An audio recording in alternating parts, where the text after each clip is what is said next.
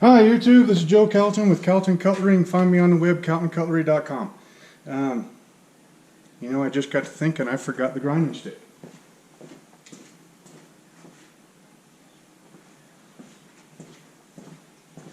Okay, so this is I think video number 12 in this making a new knife pattern start to finish series. Okay, the last one we went over, I think we rehashed, because I think I actually talked about the tempering process in the video beforehand, or maybe the video before that. But anyway, I guess you got another version of it.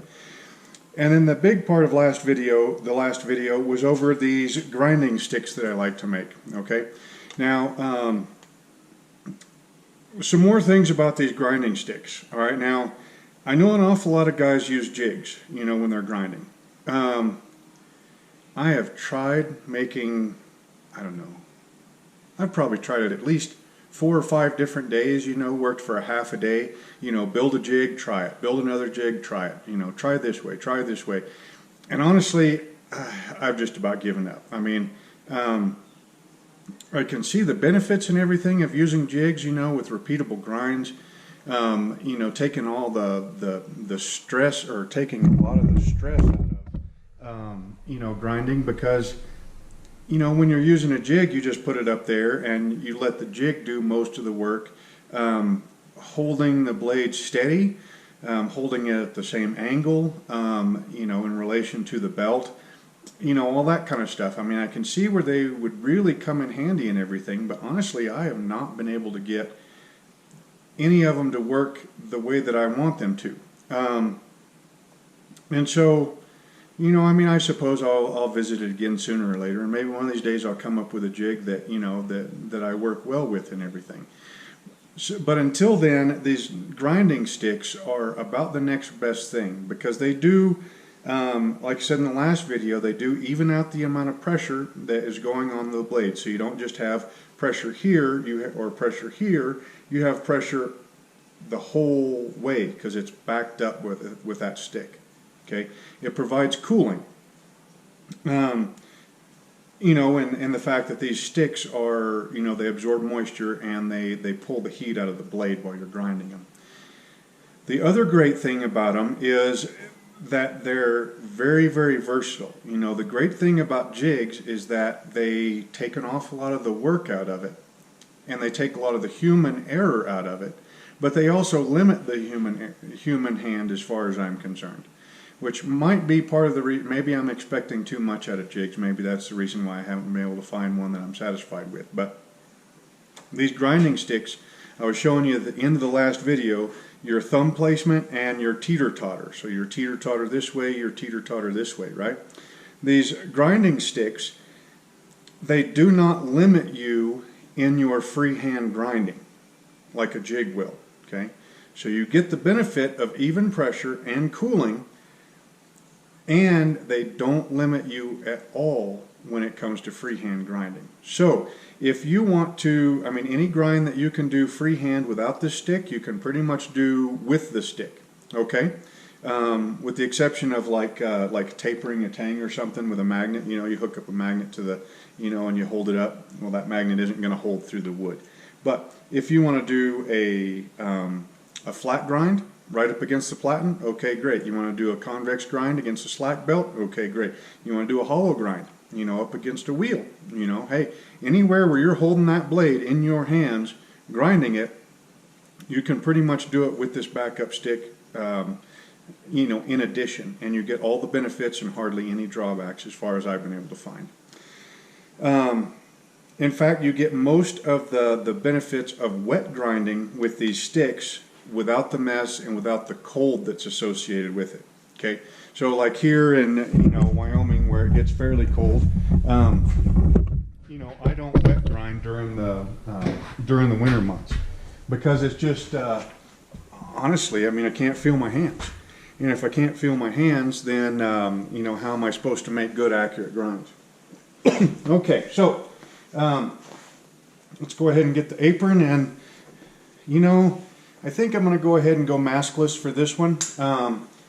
you know, we've got this ventilation system in the grinding room and everything, and then plus I'm going to want to talk to you quite a bit, so I think a mask is just going to hinder that. Let me grab my safety glasses.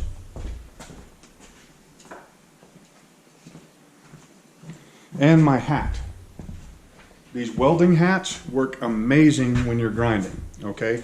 Not only do they keep the crap out of your hair, you know, so that when you go to bed that night, you know, you don't have grinding grit and metal shavings and all that kind of stuff, you know, falling out into your pillow and, you know, making it all nasty and everything. But they also, get my glasses cleaned off here. They also cover the gap.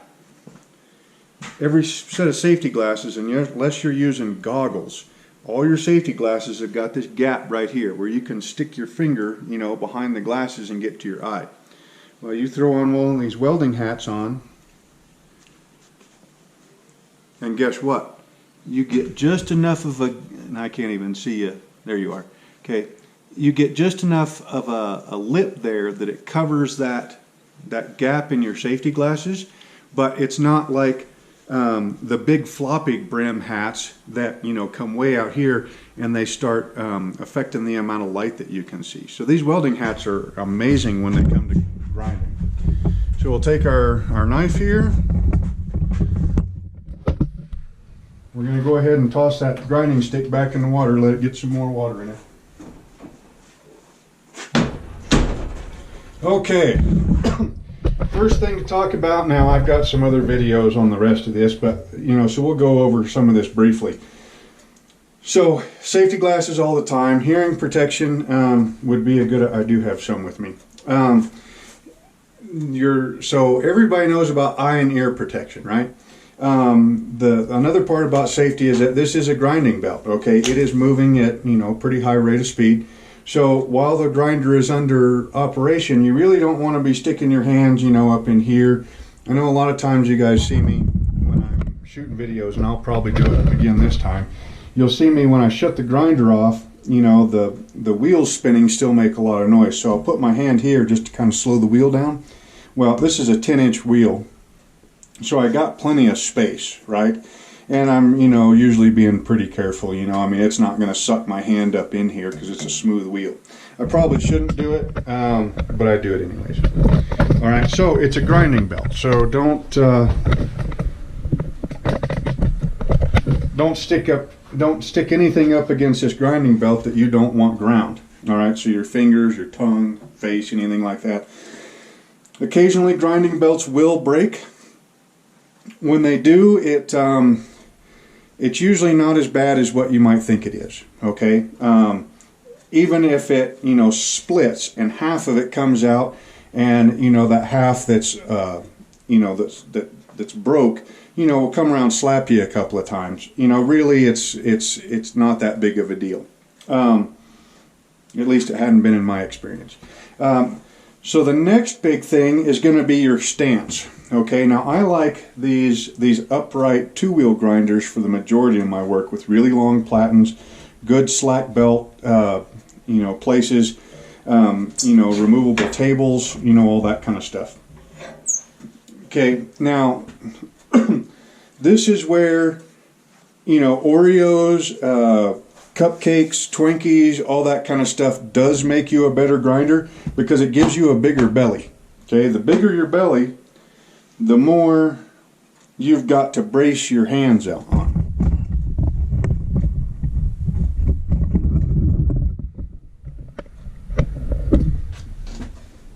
There, I hope you can see me. So the bigger your belly, okay, the more you got to brace your forearms and your wrists on, okay? Now, your stance, you need to be up just as close to this belt as you possibly can while maintaining a good upright posture, okay? If I have not been grinding very much in, you know, the last month or two, which I haven't lately, I do find it helpful to grind for no more than, say, you know, an hour a day. Okay, so you grind an hour one day, you grind an hour the next day. You do that for a couple of days, and then you stretch it to an hour and a half because, you know, standing here, you're looking down. So I'm going to stand the way I normally grind and then pan you up and down. Okay, so I'm looking down, so you can see that my neck, you know, I mean, it's a kind of a pain in the neck to sit here and grind like this, right? It just is. But the taller you stand, typically the better it turns out. Okay, so get a big belly, eat lots of Twinkies and stuff. I've been working on mine.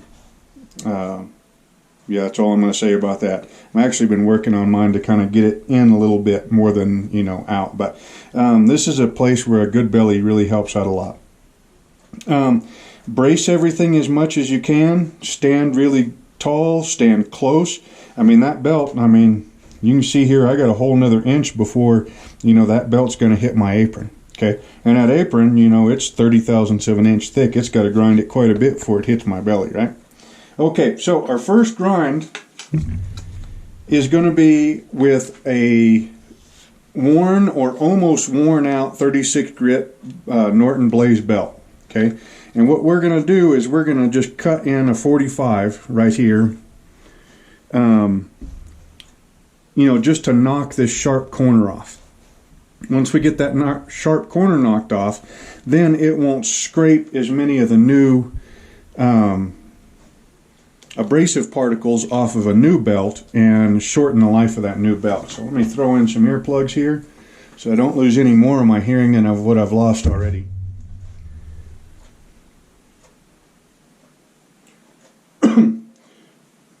Oh, actually first what we need to do is take the points off of these nails. Then we'll go ahead and cut in our 45 on one side, cut in our 45 on the other side, and then we'll be ready to move to a fresh belt.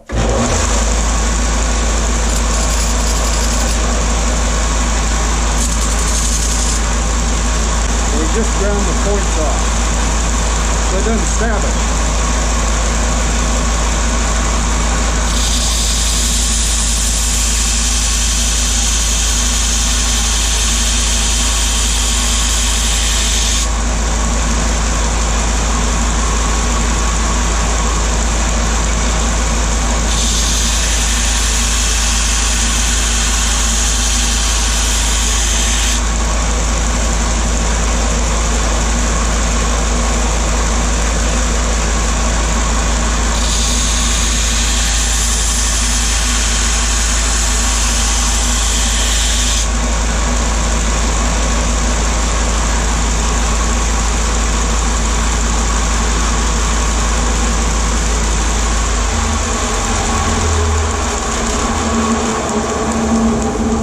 See that steam coming off of that wood? That wood never came in contact with that steel. And there's no steam coming off of that blade. It is, well, that's because it's dry. But that's how effective these sticks are at pulling that heat through that blade and out. Okay, so now we got our 45 started on this side. We're going to go back to this side. Now, I guess watching that steam come up is a good time to tell you. Now our tempering temperature on this blade, I'm sorry if it sounds like I'm yelling, I've got my earplugs in. Our tempering temperature on this blade is roughly our upper thermometer in the oven reads 350 and the lower one reads, I believe 385 or 400, somewhere around there. So as long as we don't get this steel over the 350 degree tempering temperature, then we shouldn't affect the temper, right? Now everybody wants to tell you that when they grind wet, like with water coming down this belt, that it takes away all chances of overheating that blade. Well, it doesn't, okay? You can still, if you press too hard or stay in one spot for too long, even with this belt soaked with water and water pouring down here, you can burn that blade, all right? But the water and wet grinding does give you an extra half a second, thereabouts, I mean, I've never timed it, worth of slack time between grinding and overheating, all right? These do the same thing. You can still overheat a blade with these backup sticks, all right?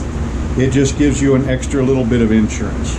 Okay, so this right here is that gap I was telling you about with the in the last video.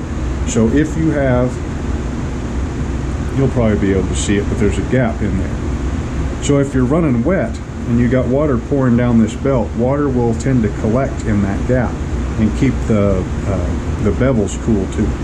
Okay, so now we're going to go ahead and grind the opposite side of this blade down to a 45.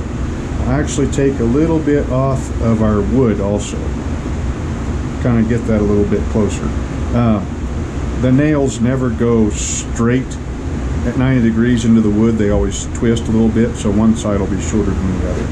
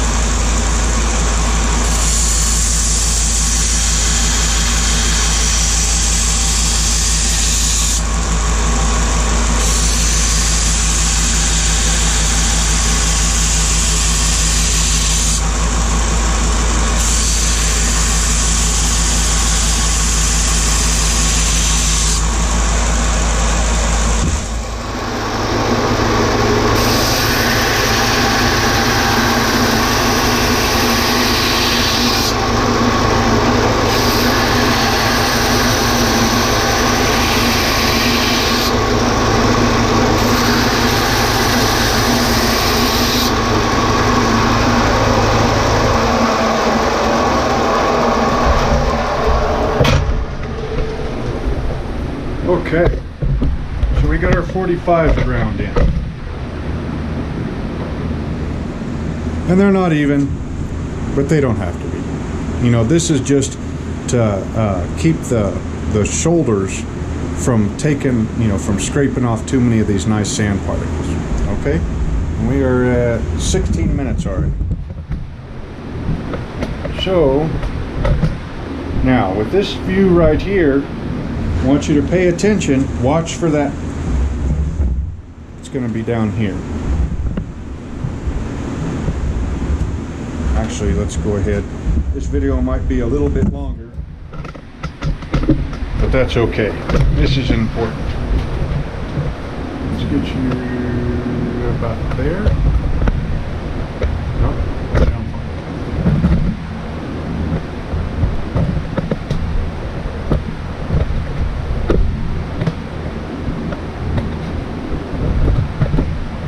Okay, so while I'm grinding one side of the blade, you can be here, and then we'll have to back you off for the other side of the blade because I'll have to get my hand up in here.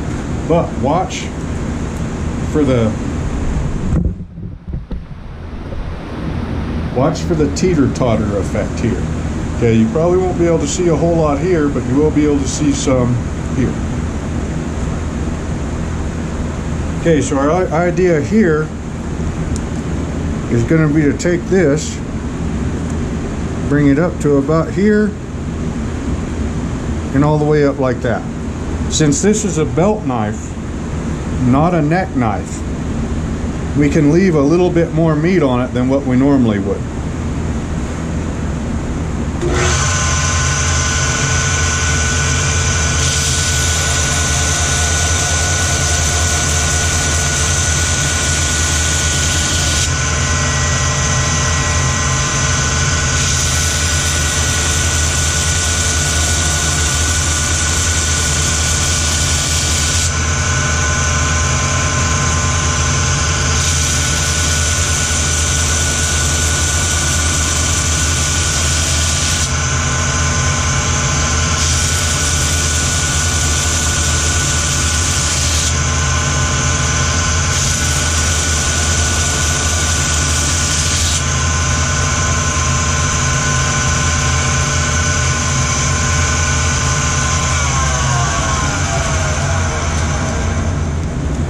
Okay, so that's our grind line right there. We still got plenty of thickness at the edge. So now, I don't like to grind too much on one side before I go to the other side. So now that I got this side nice and flat to that edge thickness, I'm going to do the same thing to the other side. And I'll have to move you back so that I can get my hand up in there. Or maybe I'll pull you around over to here.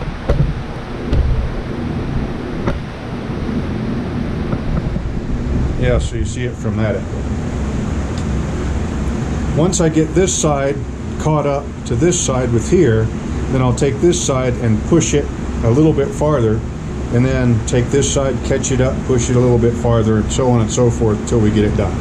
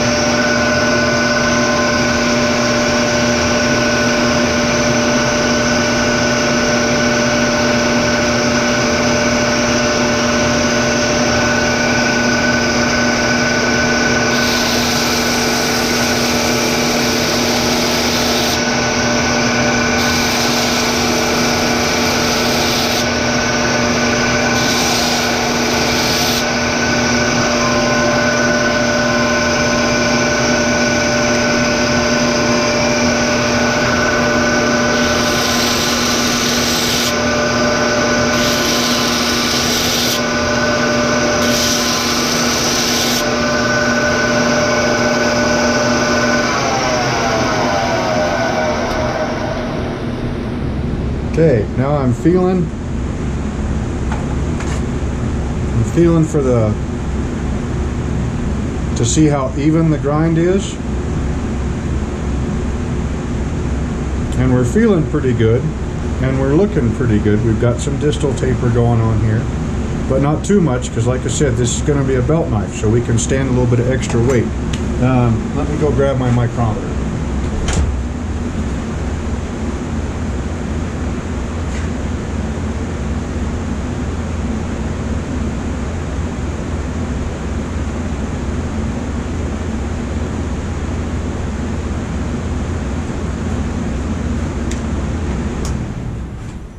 Okay, so here we got my micrometer. It's just a standard 1-inch micrometer. I don't even know who made it, but I've had it for a while. Okay, so we're going to put the blade into the jaws, and we're going to line up the edge with the edge of the jaw. Okay, so that gets us a 1/4 inch. So since that ram is a 1/4 inch diameter, that gives us a 1/4 inch back from the edge. That's one of my favorite measurements to take. Okay, so right now, as long as that measurement is okay, which we're at 46 thousandths there. Okay, what we do is we put it in there and we pull it out, or pull it through. Yes, that's hard on the micrometer edges, right? Yes, this is a rough micrometer. I'm not, that's what I use this for, right? Now we see that scratch mark that the jaw left, and we see how even our grind is. Okay, so let's tilt you up this way. See that scratch mark right there? I think you can see it right there. See how nice and even it is? If that scratch mark goes in and out and in and out, or it comes way up here and then it comes back out, well, then that tells you, the higher that mark goes, the thinner you are in relation to the rest of the blade. So this looks just about what I'm after, okay? So it is nice and even from here, and then up here towards the point, it kind of comes closer to the point. You'll probably be able to see that somewhere in there. Okay, which, that's all right. I mean, I'm going to want a little bit more meat up at the point than I'm going to want in the belly, or back here next to the ricasso. Now the other measurement I like to take, well, I take 3 measurements, right? All my knives. One of them is a spine, which we know this is 3/32. So we're at 93.5. Okay, so there's some scale on there. That's okay. Our measurement 1/4 inch back. So the measurement at the spine is going to tell you basically how tough the knife is, right? This measurement right here, 1/4 inch back, that's going to tell you how much meat how much steel you've got to push through each cut to be able to complete your cut. Okay, right here we're at 45 thousandths. All right. Now the other measurement I like to take is going to be at the cutting edge, or the shoulder of the cutting edge. Okay, so the shoulder of the cutting edge is going to be right about there. Okay, and we are at 20 thousandths. Okay, it's a little bit on the thick side. Now this is still at a 36 grit belt. Okay, so now what we can do is let's go ahead and shoot for, keeping this at about 10 thousandths or so at the shoulder of the edge in the finished knife.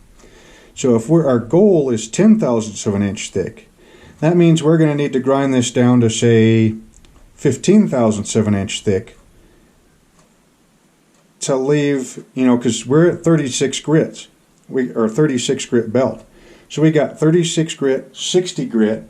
Then we're going to swap to an A300 and then go all the way down to an A45. Then a Scotch-Brite. Well, we might do a Scotch-Brite belt or then go to hand sanding. So we've got to leave enough meat to take that off through our finishing process. Okay, so I'm just going to go ahead and clean this up a little bit on this 36 grit belt, and then we'll swap to a 60. So I'm going to leave you, I guess we can leave you right here. Grinding on this side's okay. Reaching around to grind on that side's a little bit on the tough side.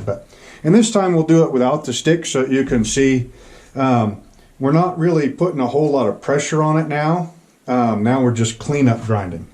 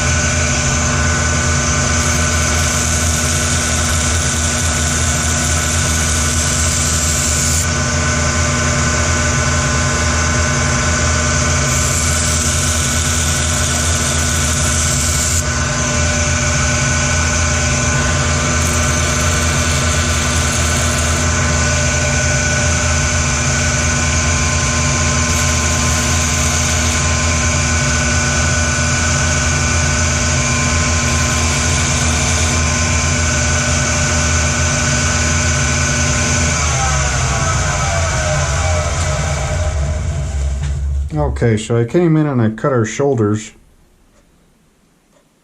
kind of even them up a little bit.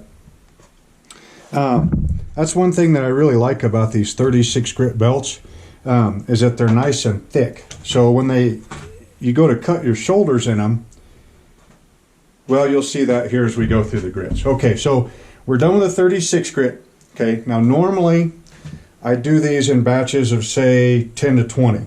Okay. That way I don't have to change, every time I change this belt, I'm changing this belt for 20 knives or 10 knives, not just for one knife. That spreads out your setup time over however many knives instead of off just one. Okay. Also, don't keep a whole bunch of stuff here on your table. The vibration will make it fall off. So we're going to go from a 36 grit blaze to a 60 grit blaze.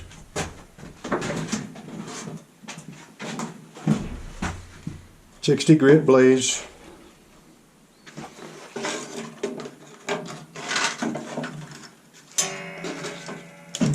Okay, so this belt right here, pretty much all we're doing is taking out the 36 grit scratches, maybe refining things a little bit, and then then that's the end of our rough grinding. Then we go into our finish grinding / finishing stage.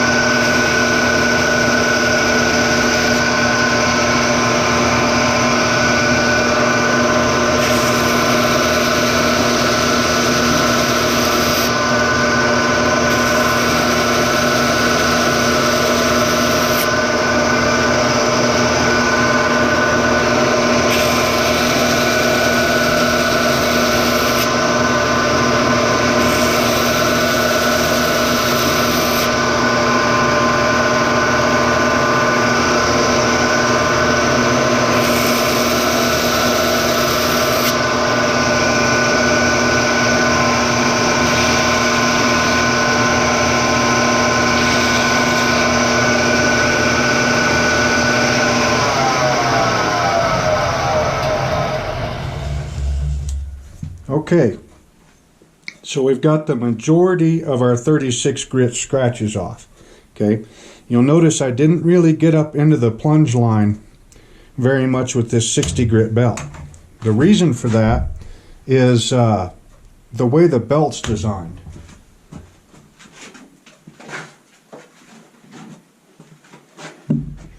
So these are X weight belts.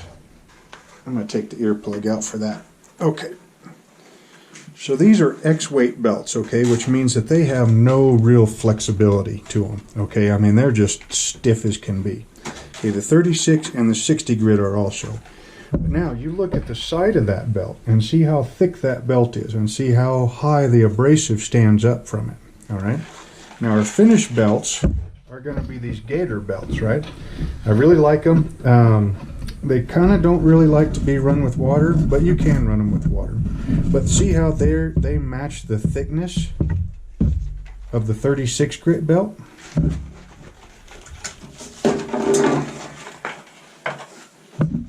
And your 60 grit belt, it's not near as thick, okay? And it has kind of a, since it's thinner, it's got kind of a sharper corner, okay?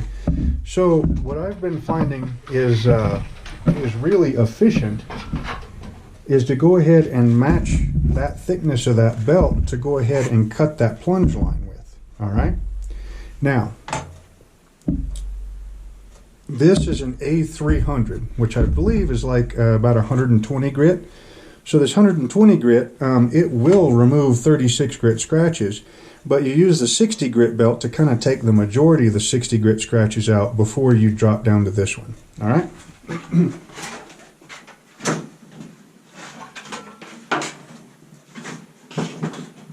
And since all the belts from now on, unless we do a machine finish and we'll use a Scotch-Brite belt, but all of the belts in the rest of the progression are going to be these gators. Now we can get up in and even them plunge lines up. Let's grab the earplug again. And you can see I went a little bit higher than normal. Probably because I'm used to grinding knives thin, but that's okay.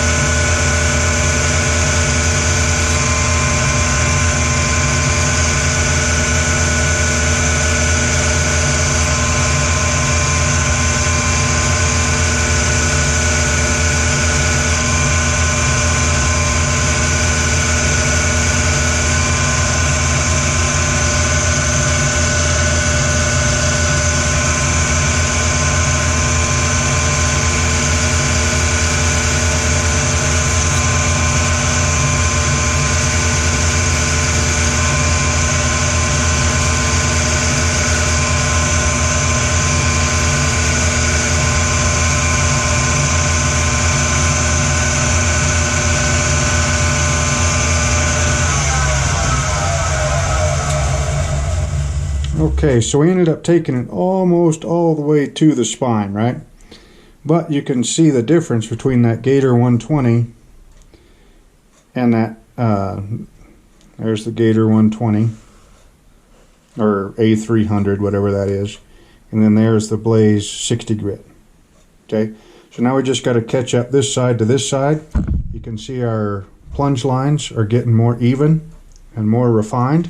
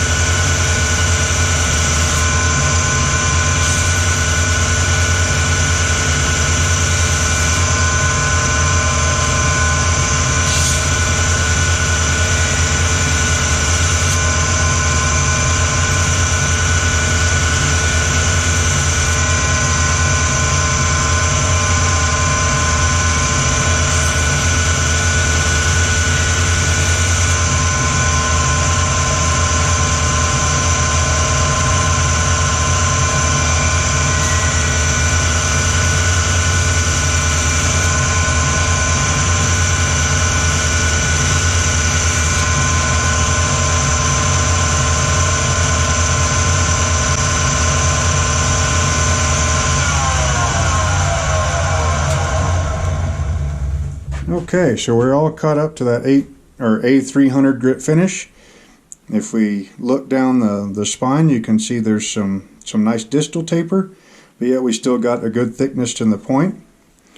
You look from this way, you can see that the edge bevels, or the blade bevels, seem, you know, fairly even. Everything looks good. Our plunge lines are looking more even. One trick to evening out your plunge lines is whichever side you start with, go ahead and cut that in just whatever feels right? Now, when you go to the other side, pick you up here, see if I can show you this all one-handed. When you go to this side and you're looking down at that edge, okay, you can see this plunge line that you just cut. So kind of back up some until you match that angle right there with the edge of the belt, okay? And that will even up your plunge line on the other side. See what I mean? Okay, so that's an A300. So now,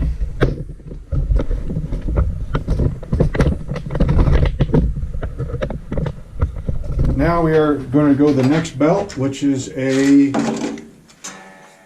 these grits always have to stop for a little bit because I'm used to like normal, you know, 36, 60, 120.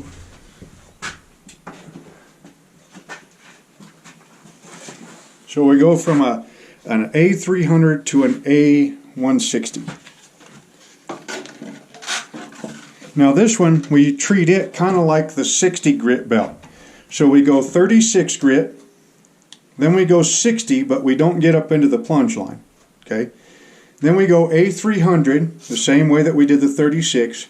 Now we're going to take this A160, and we're going to tilt it at an angle, but we're not going to worry about getting up into the plunge lines, okay? But we're going to make this scratch pattern go this direction. Okay, which is at a different angle than this direction. And that'll let us make sure that we get all the scratches. The reason we're not going to come up into the plunge line is because it'll jack up our plunges. So we'll leave the plunge line at an A300, clean the rest of the blade up with an A160.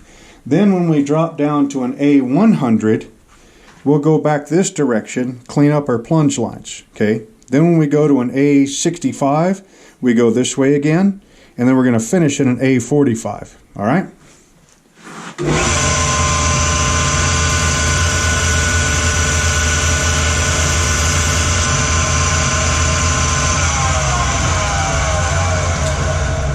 See how that scratch pattern is different?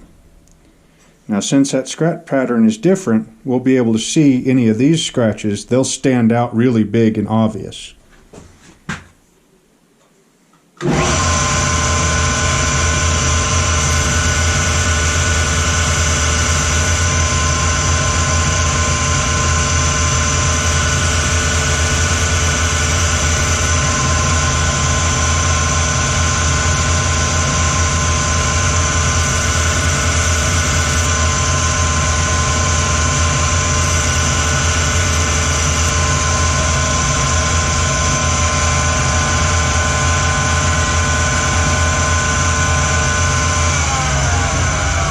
Okay, so everything looks good from here up.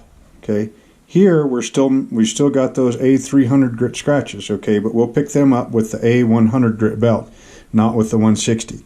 So now we got to do the same thing on the other side.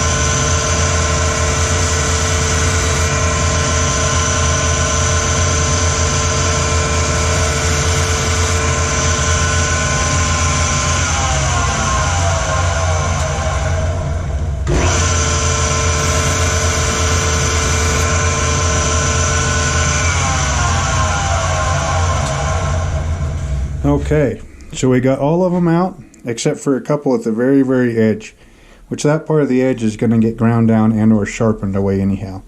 We're also starting to see, I don't know if the camera's going to pick it up, but we're starting to see some of our hardening line. Okay, it is, oh, that one's not fine enough. It is right back in here.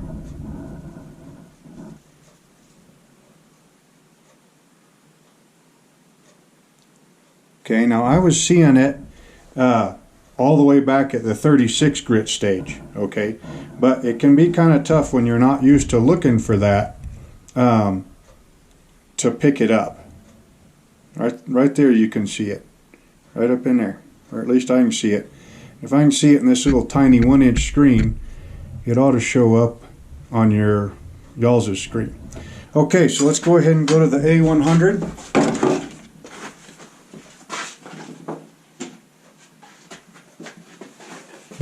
And this one's been used a little bit, so the backing is starting to get to where you can't read it as well.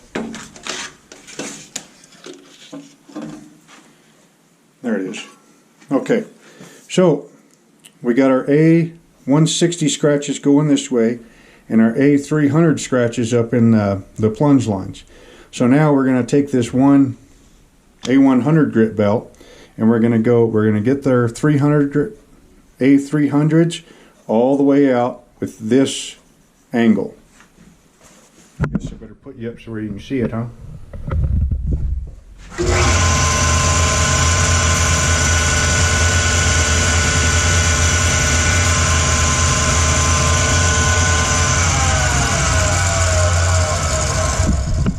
This is a good shot of what it looks like with the different scratches.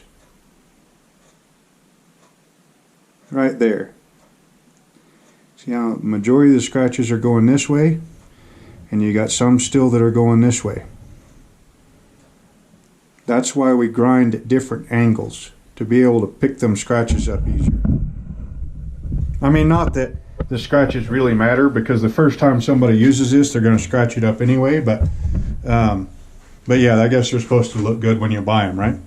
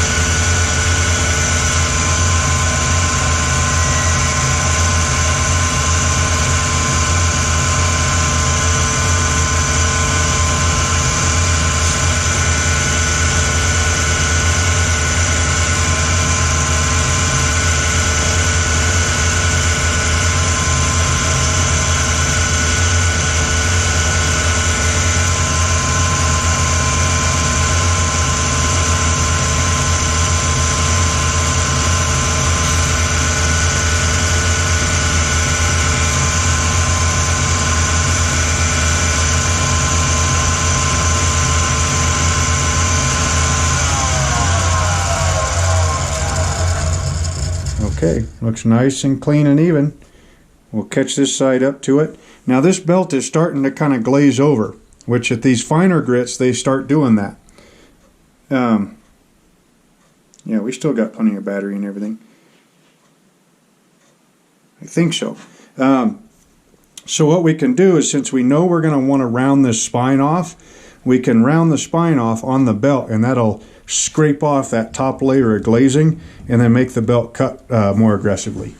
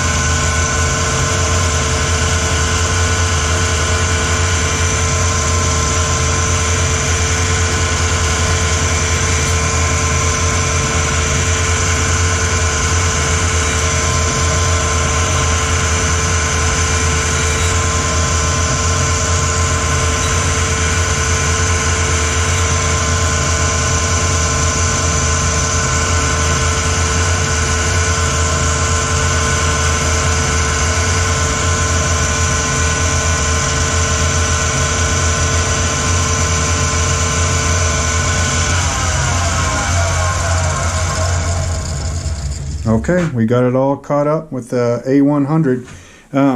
If I remember right, no, wait a minute.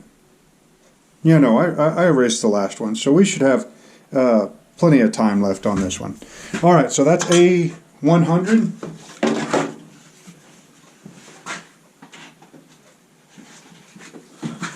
Now we're going to go to an A65.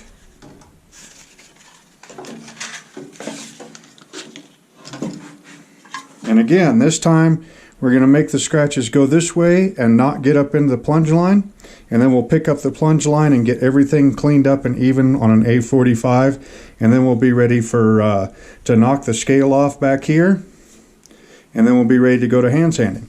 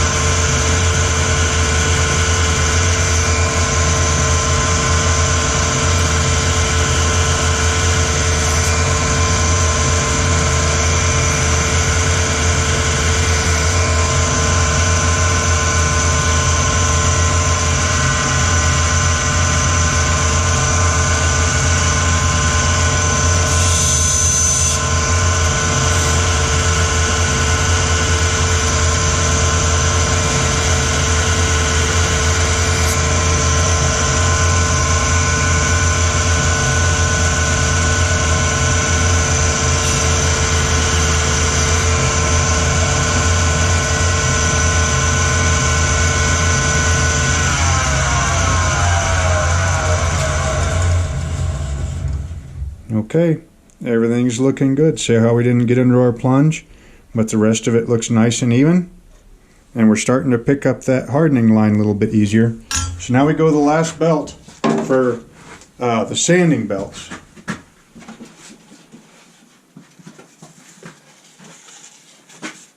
That one's pretty much worn out.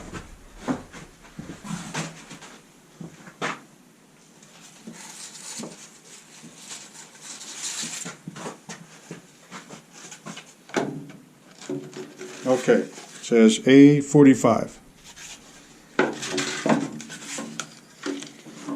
All right, once you get your spine to where it's nice and soft and you don't need to soften that spine up or round it out anymore, you know, when you're scraping off the glazed portion, a wire brush works really good too. These also work really good to clean out your Scotch-Brite belts because they'll get clogged up with scale and, you know, gunk and nastiness, and those wire brushes really clean them out. So we're going to go ahead and clean this up, and then it'll be done with the finish grinding.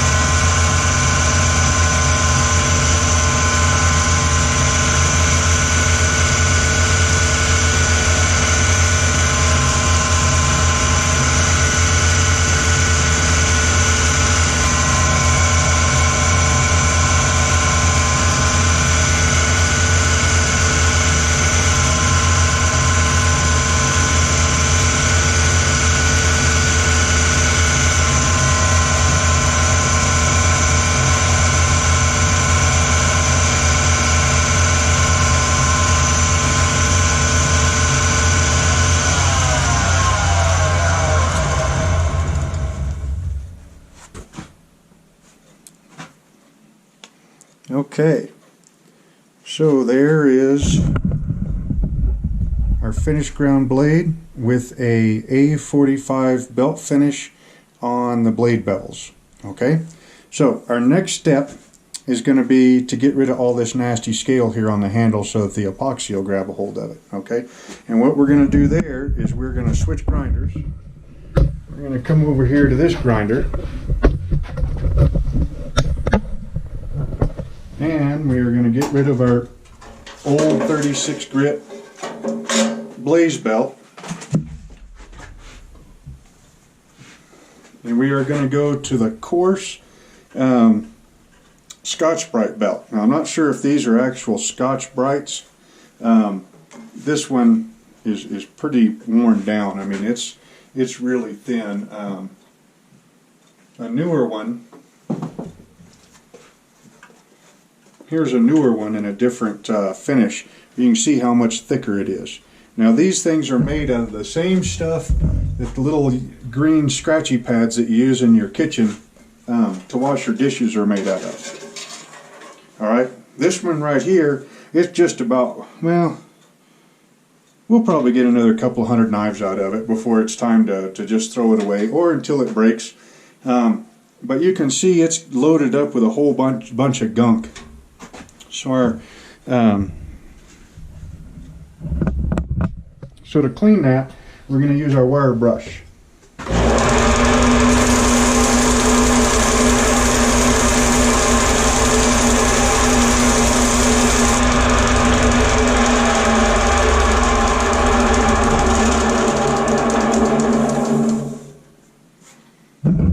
Okay, see how much cleaner the surface of that belt looks? I mean, it's not perfectly clean, but you can see some of the, you know, it's back to cutting again. So now what we're going to do is we're going to go ahead and cut our tang, or take all this nasty scale off of our tang and brighten it up and get it to where that, you know, epoxy will grab a hold of that. Now remember, this blade is going to have a handle that's going to come up to here. Okay, so we're going to go ahead and hit this part right here that's going to show the same as we will down here. But we'll come back and we'll hand sand this to make it look nice.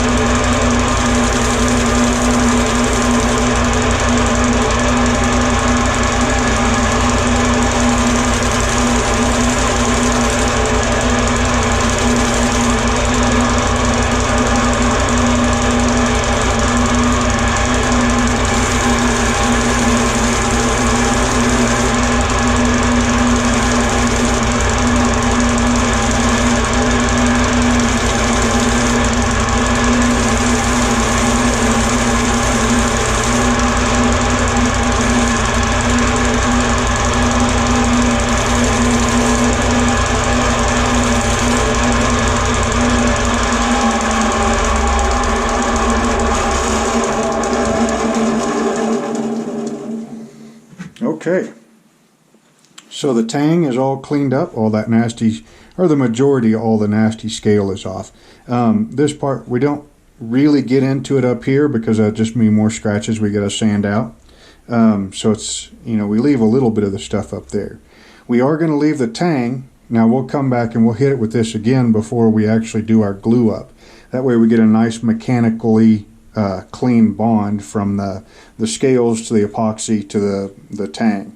But now this blade is ready for hand sanding, and then it's ready to etch our mark in, and then make some scales, fit them up, do our glue up, and then go ahead and make our sheath for it, sharpen it, and away we go. So we are at 56 minutes. You know, we might just go ahead and leave this all as one piece. Yeah, we'll just leave this as one long video. And you know what? I mean, that way you can see, you know, how long it takes real time. Now, granted, this is usually a faster process because I'm doing, you know, 10 or 20 of these at a time. And I'm also not explaining it to somebody. You know, I'm just standing here, you know, grinding away, toss this one to the side, grab another one, grind it away, grind it away. Occasionally screw one up, go, okay, right hand, you know, screw one up, then you got a grimace, go, dang it, why did I do that? I guess left hand, left shoulder, or if it's in your right hand, left shoulder, you know, throw it away, use it for a tester, you know, do whatever. You know, so occasionally you do still screw them up, you know, and that's why you have your screw up box, and you use those blades for, you know, scraping gaskets, you know, door stops, you know, maybe use it as a pattern, you know, find something to do with it. Even after you ground a couple of thousand of them, you'll still screw them up. So that's why it's best not to fall in love with a knife until after you've finished it, used it, and you know, carried it for a while, and you know, had some work done with it and everything. So that is rough grinding and finish grinding. With the sticks, you'll notice that I use the sticks mostly for the rough grinding. Okay, that's when you use most of your pressure and you develop most of your heat. Once you're done with your rough grinding, you can keep using your sticks if you want to, or you can, you know, not use the sticks. Either way, that's what the great thing about the sticks is because it's just an addition to freehand grinding. So once you get pretty good at freehand grinding, those sticks just, you know, it's just an addition, you know, and you can use them if you want to, or not use them if you don't want to. Depends on what you're doing. All right, well, I hope y'all enjoyed watching this knife get ground. It's turning out to be a nice one. I'll go ahead and probably tomorrow grind out, you know, the rest of them, plus some of those chefs and paring knives, all that kind of stuff. And then the next time I see you, we will be hand sanding this and probably etching my mark into it, and then etching the blade so that we can see the hardening line real nice, and then go from there. So again, this is Joe Calton with Calton Cutlery. You can find me on the web, caltoncutlery.com. Hope you enjoyed this very long video, 59 minutes and 7 seconds. And hope you enjoyed it, and we will see you next time.